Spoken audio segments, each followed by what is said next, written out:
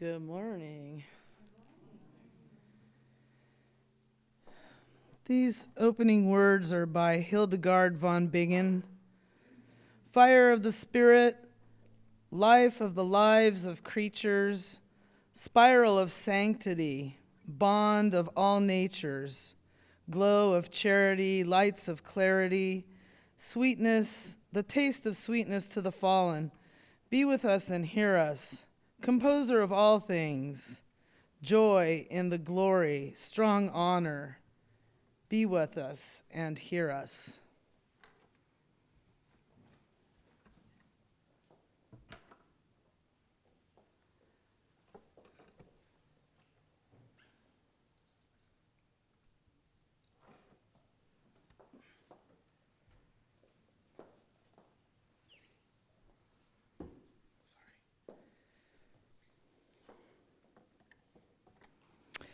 If you have a chalice at home, feel free to gather it now. As we light our chalice, at times our own light goes out and is rekindled by a spark from another person. Each of us has cause to think with deep gratitude of those who have lighted the flames within us. And now the words may be on the screen. We have a Navajo chant called Now I Walk in Beauty.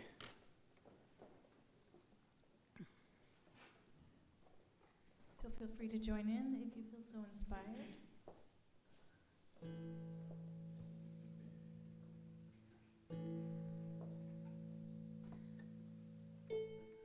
Now I walk in beauty.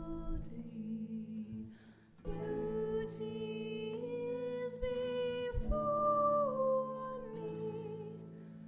Beauty is behind me, above and below me. Now I walk in beauty. Beauty is before me. Beauty is behind me, above and below me. Now I walk in beauty. Beauty is before me. Beauty is behind me, above and below me. Now I walk in beauty. Beauty is before me.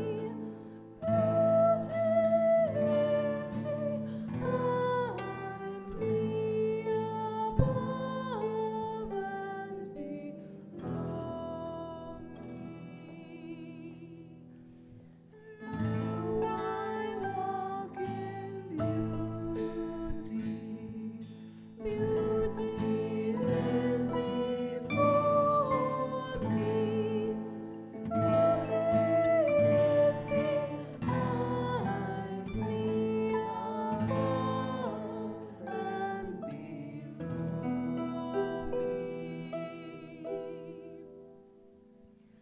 Now I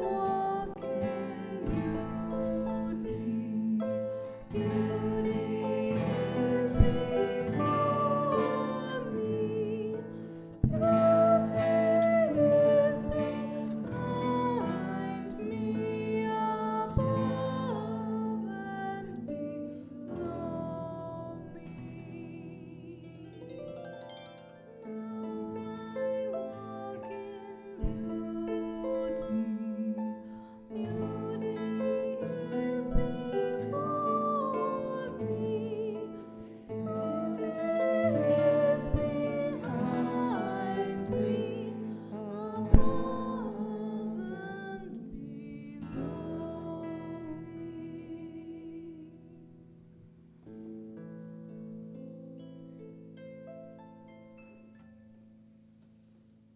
Hello. Hello. And welcome to a little different Sunday service here at Emerson Unitarian Universalist. Whether you are here in person or joining us via Zoom, We're glad that you took the time in your life to pause, to breathe, to nurture your spirit along with us. My name is Nancy Watanabe, also known as Iris Firebird, and it is my honor to be serving as your worship associate today and filling in the blanks in the absence of our minister, Matthew McHale, who is currently on sabbatical. I say different because every now and then one needs to stop and take care of oneself. Pandemic fatigue has been hard on us all. You have probably heard the axiom, before you can help others, you must first help yourself. Because if you are burned out, worn out, or spaced out, you are less likely to have the needed energy to donate to the work of our environmental, social, civil, and racial justice ventures. Emerson Unitarian Universalists, named after the transcendentalist Ralph Waldo Emerson, has been standing on the side of many humanistic causes for over 65 years, with great empathy for the marginalized folks in all areas of life. Some of those folks are the original peoples of this area, the Chumash, Tongva, and Tataviam, who continue to struggle to preserve their culture. We have even used words and many place names as our own, like Topanga, Malibu, Zuma, Magoo, Satakoy, Sespe, Sami, Castaic, Napomo, Lompoc, Somas, Ojai, Cayama, Pismo.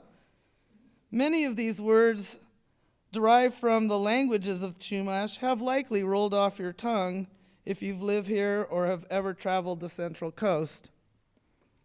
A local favorite, Humaliwu, place where the surf sounds loudly, is also known as Malibu Beach.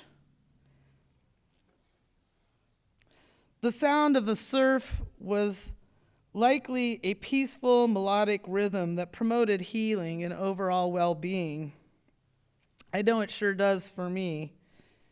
When one stops to be in the moment with sound and music, a filling of the vessel is sure to follow.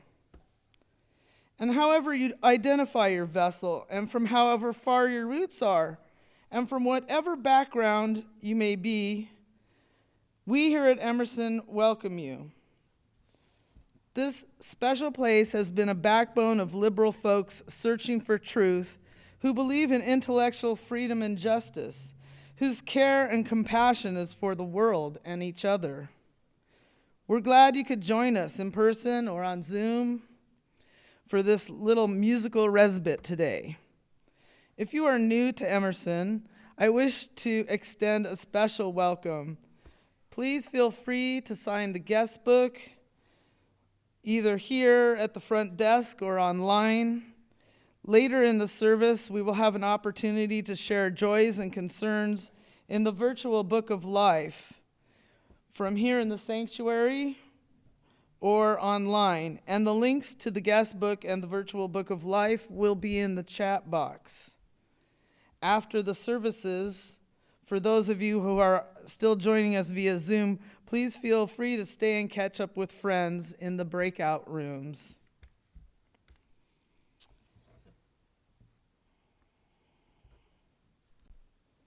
I had a bit of a difficult time finding a really good story, so I found a poem instead. And it's kind of along the lines of this harp thing we have going on here today. And it's about a harp that a figure from the Irish mythos named Dagda had. He had a magical harp, so this is about his magical harp. It's called Dagda and the magical harp. The harp belonged to Dagda till a rival tribe stole her away, leaving Dagda determined for her safety. So his army stormed the castle walls, where Dagda called to his beloved harp. Dagda beckoned to the harp to his arms, and the harp sailed to him magically. Down from the wall where she was hanging, her liding haunting music locked inside, her strings of mirth of grieving and dreaming played for Dagda alone. Plucking her gently with his fingertips, her strings evoked old Ireland's beauty, whilst the castle fortress stood strong around, with the harp and Dagda locked deep inside. Blackened turrets speared the dark clouds, unclimbable, unbreachable to the harp's echoes. Her song silenced now, unheeded by anyone, till Dagda clasped her tight to his soul. And Dagda begins to play her softly, till the most beautiful sounds arise, and the harp swells full of aching sorrow as her music of tears floats over them all. All those gathered within the castle fortress, men, women, and children, begin to wail and sob. And Dagda strikes the chords once more till her mirthful music makes them laugh out loud, tears still draining from their eyes and staining their mouths, yet they laugh until they roll down upon the halls. And there they lay, laughing still. Dagda plays the harp's final chords, and the harp sings music of sleeping. And within the castle, all within the castle fall under her spell, all except for Dagda. And as they settle deep into dreaming, and whilst they slumber upon the floor, Dagda makes good his escaping, clutching to him his beloved harp.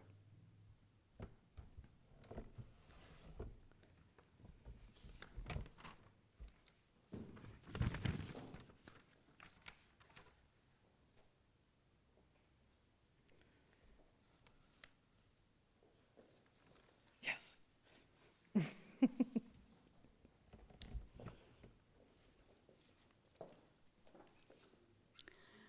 Please join me as we recite our covenant in English and then in Spanish. Love is the doctrine of this church. The quest for truth is its sacrament, and service is its prayer. To dwell together in peace, to seek knowledge in freedom, to serve humanity in fellowship, thus do we covenant. La doctrina de esta iglesia es el amor.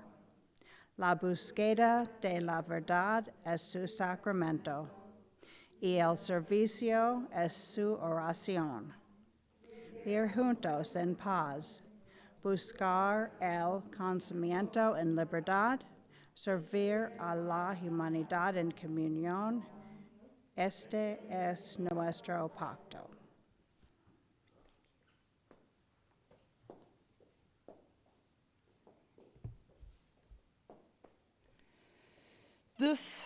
This loving community has been standing strong despite the challenges that have come our way. With each of us there to support the other, we will continue to be in service of your spiritual experience. Please give to the kitty as you are willing and able. If online, please donate via the Vanco mobile app or to emersonuuc.org/donate, or mail a check to the church right here in Canoga Park. And if you are here in person, you may drop your donation in the basket at the reception desk. For those of you online, the links for donation are in the chat. Thank you so much for your support.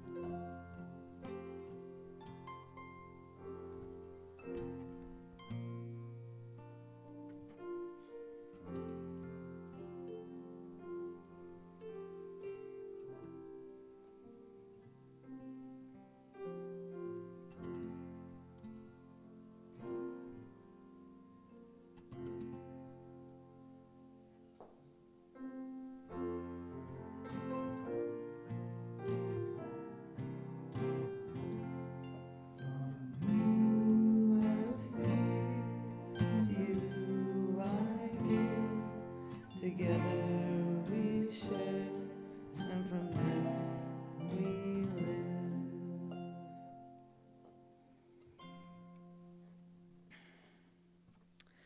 And now, if you would like to join me in our affirmation with the hand symbols, we are Unitarian Universalists, a people of open minds, loving hearts, and welcoming hands. So today, reading from the virtual book of life, the online version, I don't see anything pop up. So here in the sanctuary, Pat Cosgrove says, I went to visit my sister Lisa, who is in the City of Hope Hospital, where she is being treated for leukemia. She is undergoing chemotherapy and possibly having bone marrow transplant. She looked okay and seemed in reasonable good spirits. Blessings to her, Pat. And if there's anyone else who has a joy or concern that you're unable to speak, write down. Think of those folks in your mind, or throw those words into the space in this moment, and we'll rise up that energy with this bowl.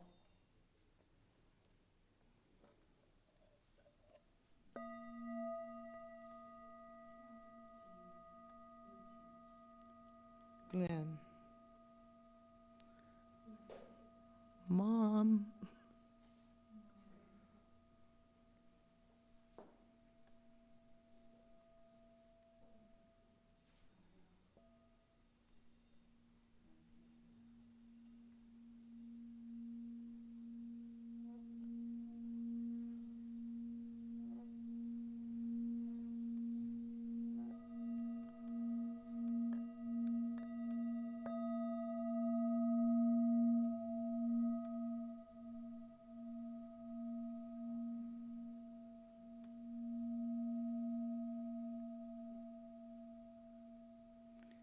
May your joys and concerns be lifted up within this loving community. So mote it be.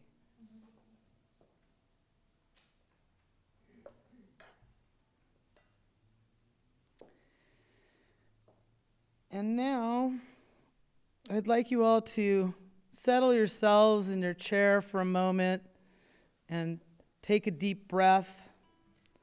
Relax yourself. And take another deep breath. And let all the cares of the day flow away from you. And as you continue to relax, become aware of the chair that you are sitting in. Feel your feet upon the floor. And as you move up from your feet, be aware of your knees and up your thighs. Be aware of your hips. And find gratitude for this system of movement that gets you around. And as you move up further through your body, become aware of all your internal organs, from your digestive system, to your lungs, to your heart. Everything inside is working in harmony to keep you moving through life. And take another deep breath and give gratitude to that amazing system within you.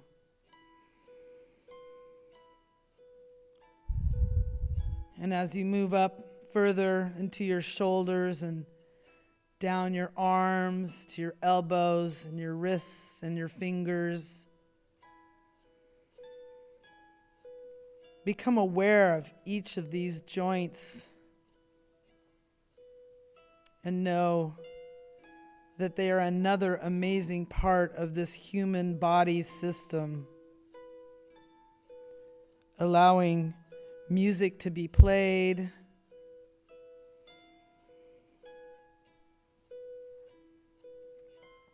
and as you move further up into your head, become aware of that whole amazing system which is running the whole show, from your brain to your eyes and your ears, your mouth, your nose, all these things that work in harmony to bring you through the world on a daily basis. And find gratitude for that system that is so magical within you. Become especially aware today of your ears and your soul. Let your heart crack open to fill with the sounds of beautiful notes that will flow into them in this service today. And take another deep breath. And become aware of where you're sitting once again here in the sanctuary with blessed music about to be performed. So mote it be.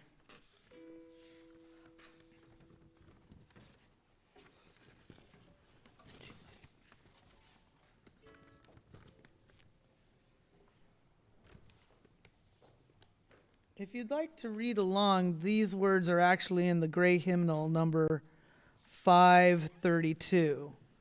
It's a responsive reading Julie and I will do called The Music of the Spheres.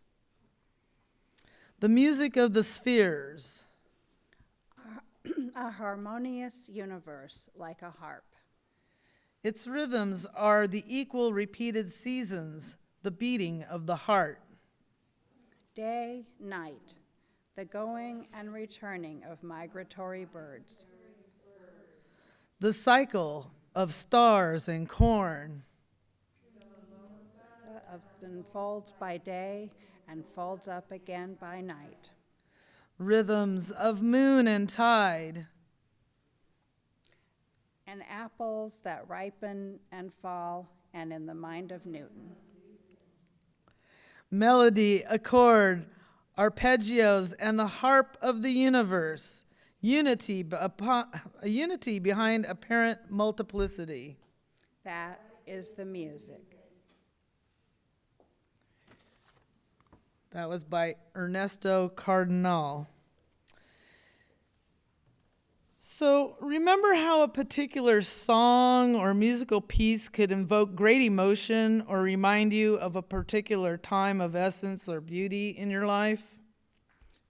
For me especially, it was The Doors or Led Zeppelin.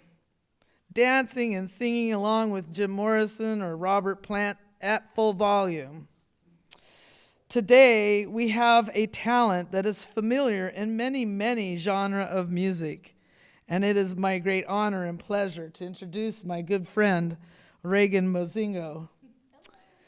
High Priestess Reagan has devoted herself to creating beauty in the world through ceremony, performance, and the practice of loving compassion.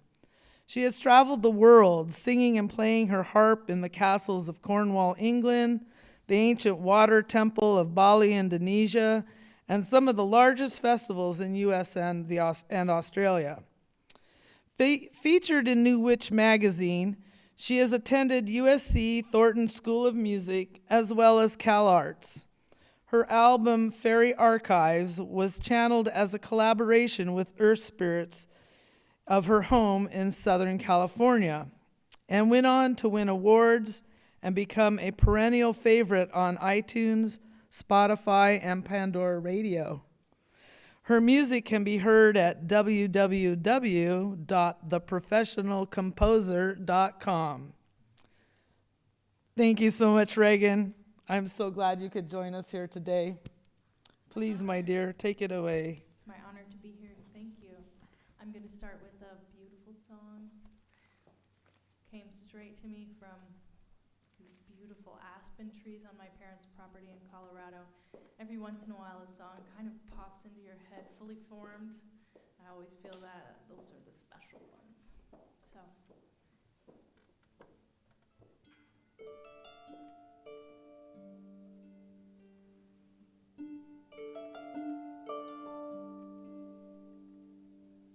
Liken yourself to the powers around you. Liken yourself to the ones who surround you. Liken yourself to the light and the darkness. Liken yourself to the stars and the forest. Singularity, and we all sing singularity.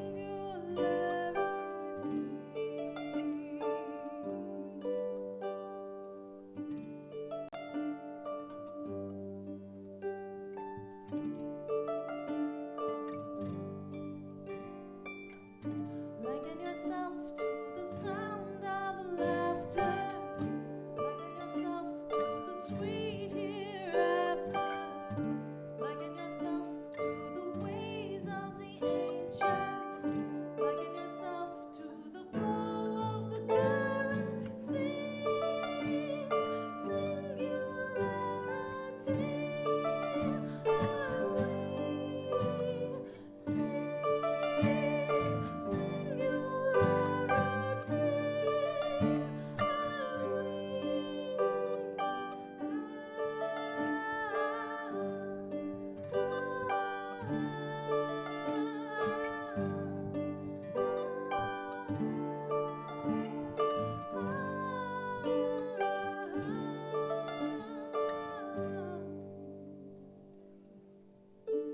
Liken yourself to the breath of wonder.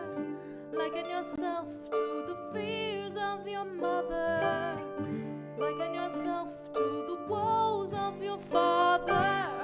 Liken yourself to the ways of the others. Sing singularity. Are we? Sing singularity. Singularity are we.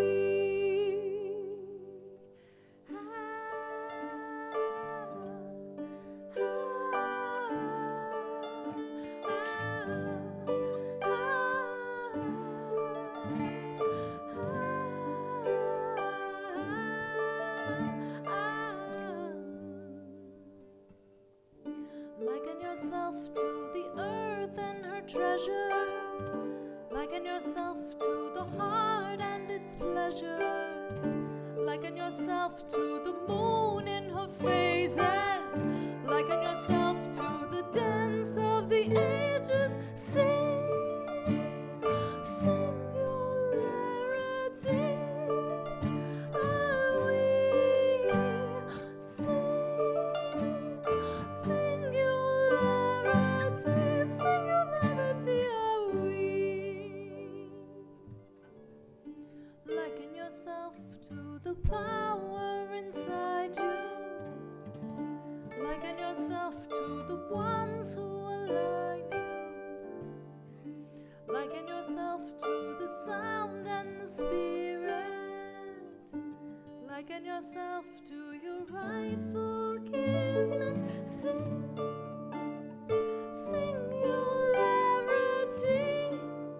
Are we? Sing singularity. Singularity are we.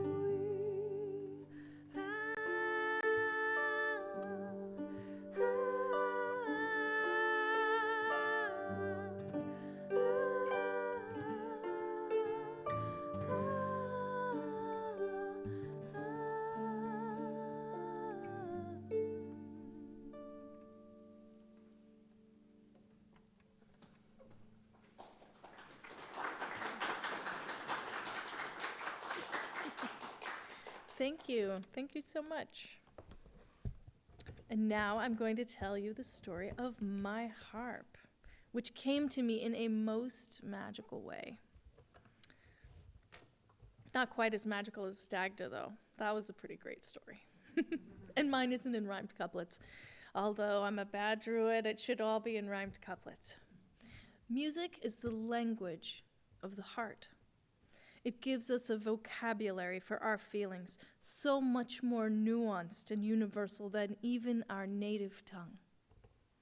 Through music, we can know the spiritual ecstasy of Hildegard von Bingen, or the romantic heartbreak of Chopin, or Beethoven in his madness and passion. Our heart can hear those echoes, can feel them through music. And through the power of rhythm, we can merge our energy from hypnotic relaxation to wild abandon. Music soothes us through grieving, opening the way for tears and healing. Music accompanies us through celebrations, ceremonies, and our sweetest moments. I discovered classical music in early grade school when a fellow student played Für Elise at Show and Tell. I was instantly overcome with a bittersweet emotion I can only describe as intense jealousy. As a child, just learning the ways of the human heart, I felt things that were unnamed or unspoken of to children. And when I heard that song, Für Elise, it gave me a sense that I wasn't alone in these bittersweet emotions. They had been felt by others. I wasn't alone. And that was the day I knew I had to learn to play piano. And I devoted myself to that pretty intensely. Luckily, my family was very supportive. I studied piano and voice. I dabbled in composing, pushing through the worst feelings of imposter syndrome you can imagine. It's hard when you're comparing yourself to Beethoven. But when it came time to go to college, I had been convinced that perhaps it was time to get serious about life, make a good future for myself. Doing that through music seemed pretty impossible. However, after 3 years of computer science, social sciences, literature, drama, everything, I took every single class available, I realized if I didn't throw myself headlong at my dreams, I would never get there. I couldn't become great part-time while being practical. Oh, my parents were so mad, but I did it. I switched majors. Looking back now, I wish I could have eased the transition, because now I know that the people who succeed in the arts aren't the best artists. They aren't the most talented musicians. It's the ones who just wouldn't give it up like a dog with a bone. That's me. And as I proceeded in my career, I saw incredibly talented people peel off to seek more practical callings. But I just couldn't give it up, even when I felt unworthy of its greatness. And when I looked around me and thought everybody's better at this than me, I realized I pushed myself so hard, comparing myself to these virtuosic performers, comparing the music I wrote to seasoned composers, often knowing nothing about the process of how they created it, or even if they really did make those things. I ended up hurting myself pretty badly. There came a day when I just couldn't play piano without severe pain.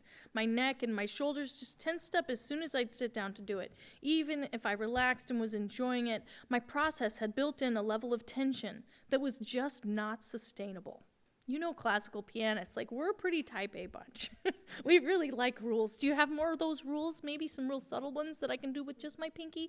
Yeah, no, that was me, but that didn't lead me to joy. That music, it didn't lead me to joy. So after I got my first degree in music, I realized I needed to make some changes. I wanted to feel joy in life, not just this not being good enough all the time. So eventually, I found my way to the harp. And it was this instrument that healed me. The action of playing the harp is so different. It's really quite sacred in itself, because as I play, I gather all these feelings up and I just guide them to my heart, gently pulling the music out of the instrument. It completely suffuses me. Whereas when I play the piano, which you're awesome at, and I still love to do for about 15 minutes till my neck hurts, you're pushing down and away.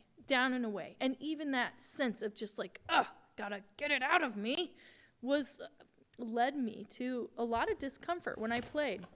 And so then I found the harp. Well, harps are kind of expensive. Like my piano, my parents bought for me when I was little, but my harp I was kind of on my own with.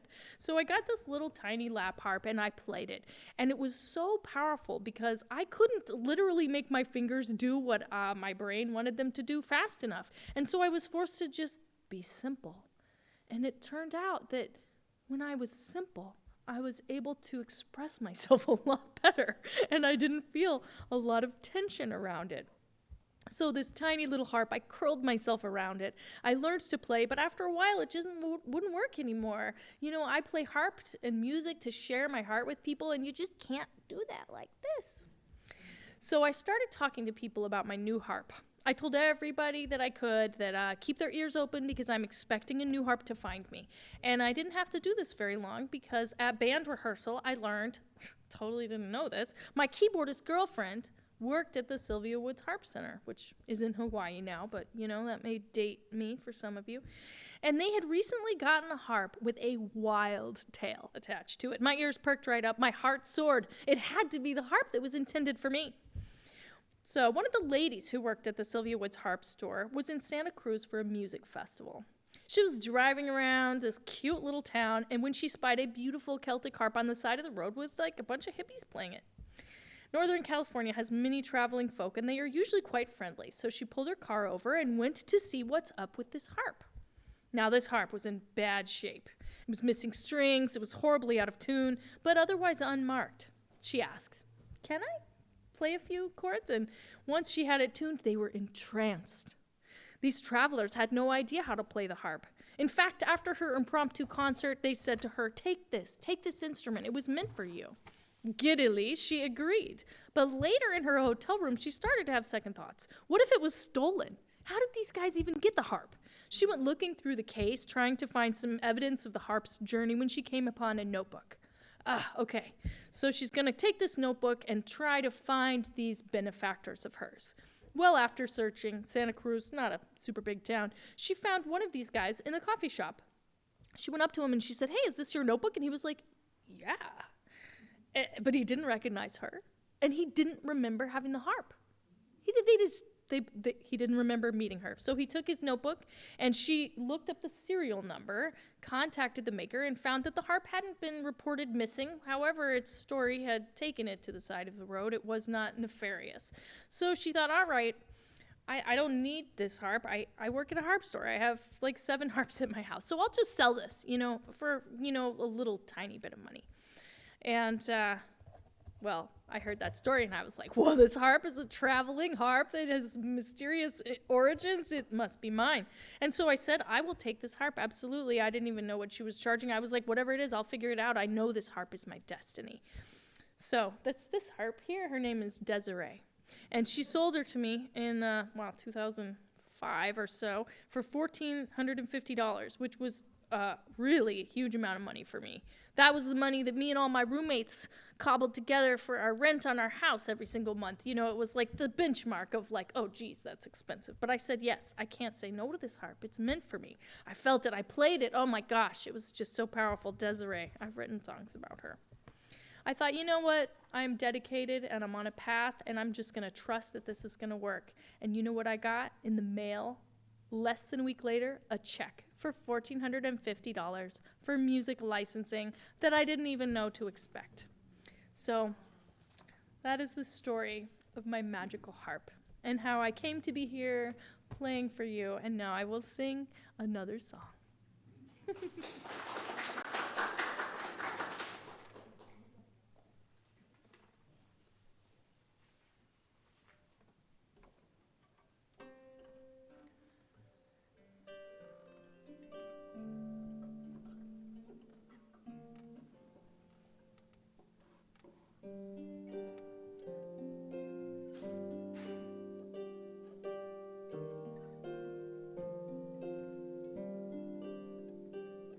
The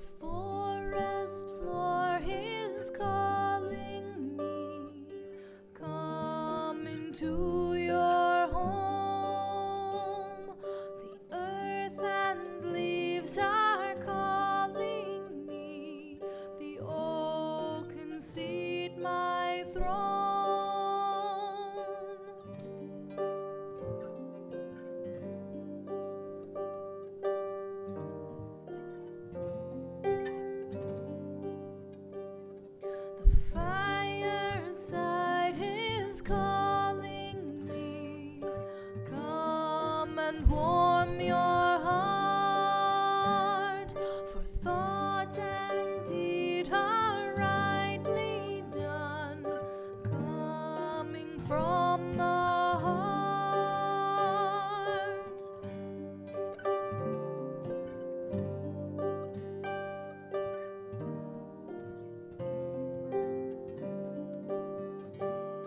The singing stream is calling me, come to water shore, dip yourself and wash away the pains that came before.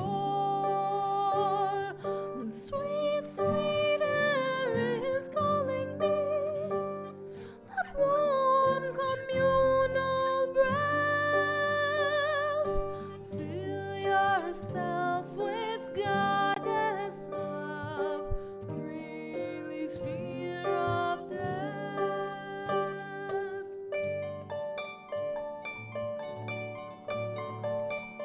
I am a piece of her, as all that dwells here is. Her light shines through me brightly,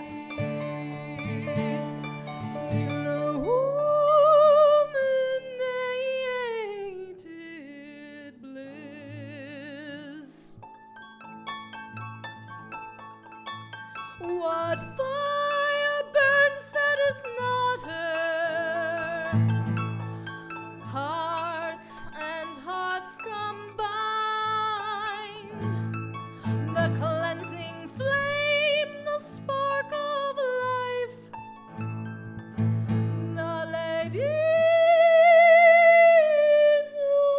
own design.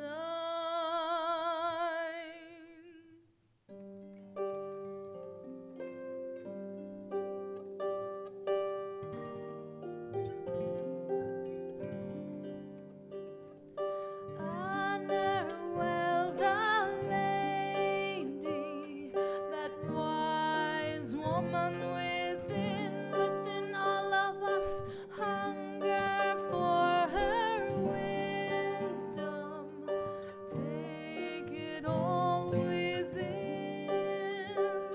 The forest floor is calling you, come back to your home.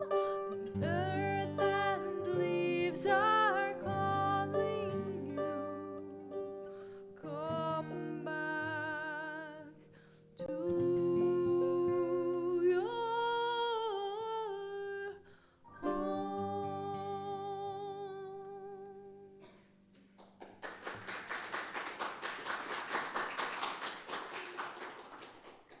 Oh my goodness. That one came to me under another tree. That was an oak tree song. And this one I actually wrote for a movie. But it became so much more than that. I got my band to play it, and oh boy, it's really sweet.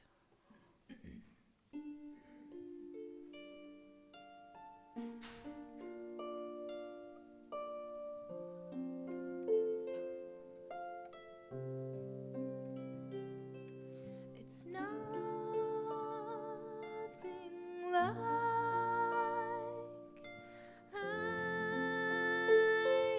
expected, but it's more than what my heart song dreamed.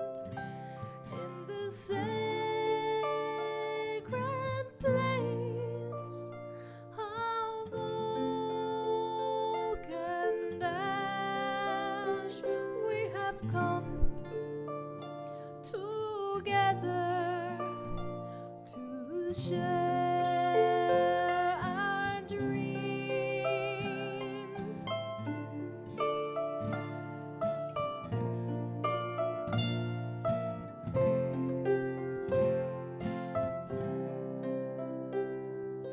Take my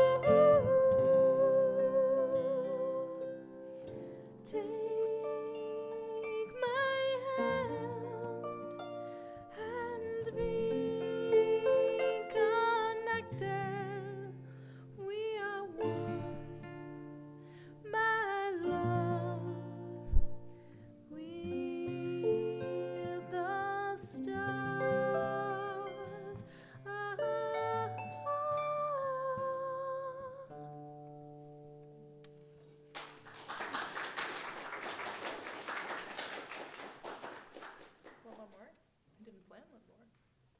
For you? You went Grenadier. She loves his song. Little Grenadier.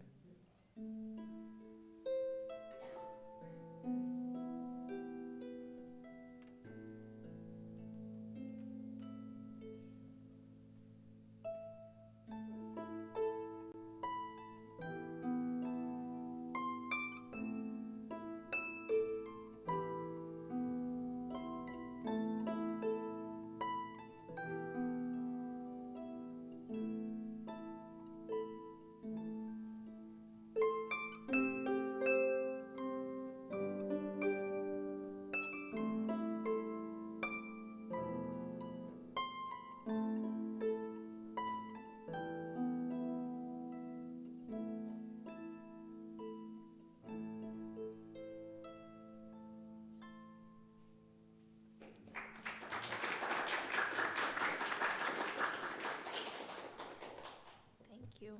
Blessed be.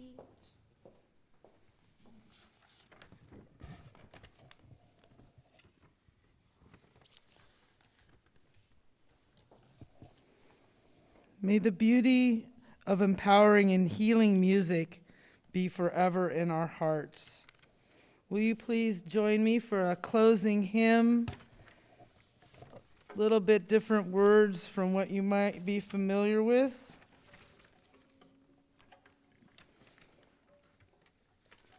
It's called How Can I Keep From Singing?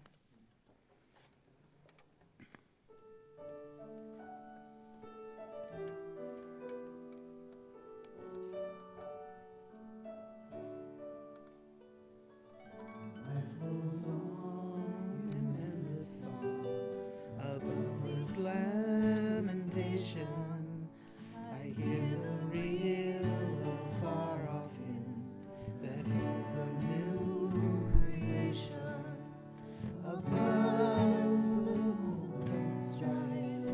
I hear the music ringing, the sounds and echoes in my soul. How can I keep from singing?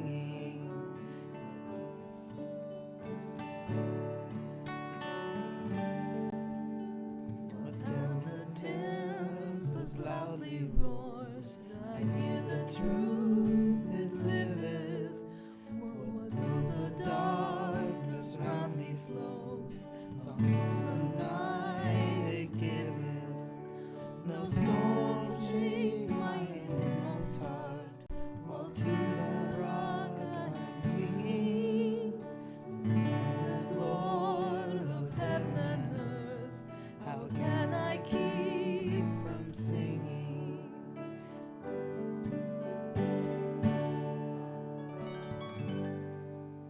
When tyrants tremble sick with fear and hear their death knells ringing, when friends rejoice both far and near, how can I keep from singing? In prison cell unblended bile, our thoughts to them are winging. When friends by shame are undefiled, how can I keep from singing?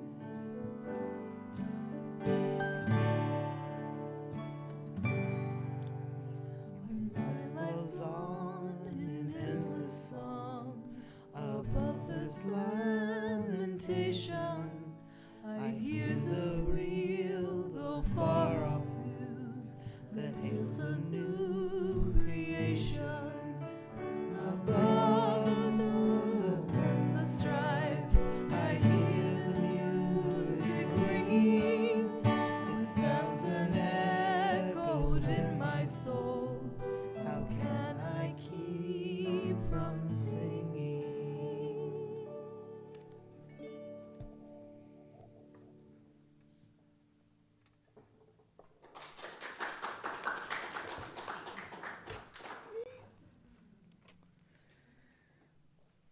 Beauty is before me, and beauty is behind me. Above me and below me hovers in the beautiful. I am surrounded by it. I am immersed in it.